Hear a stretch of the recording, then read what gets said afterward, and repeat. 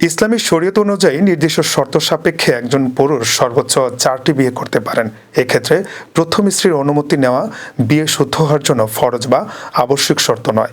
যদি সাক্ষী, ইজাব কবুল ও মোহরানা ঠিক থাকে তবে অনুমতি ছাড়াও বিয়ে বৈধ হবে। তবে ইসলাম কেবল আইনি বৈধতা নয়, বরং পুরোপুরি ন্যায় বিচারের উপর জোর দিয়েছে। পবিত্র কোরআনের নির্দেশ অনুযায়ী একাধিক স্ত্রীর মধ্যে ভরণ পোষণ, সময় এবং আচরণের ক্ষেত্রে সমতা বজায় রাখা বাধ্যতামূলক। মুফতি মোহাম্মদ আলী জানান, প্রথম স্ত্রীর গুরুতর অসুস্থতা বা অবদ্ধতার মতো শরীয় কারণ থাকলে দ্বিতীয় বিয়ের পরামর্শ দেওয়া হয়। তবে বিনা কারণে বা বৈষম্য সৃষ্টির সম্ভাবনা থাকলে একাধিক বিয়ে ইসলাম সমর্থন করে না।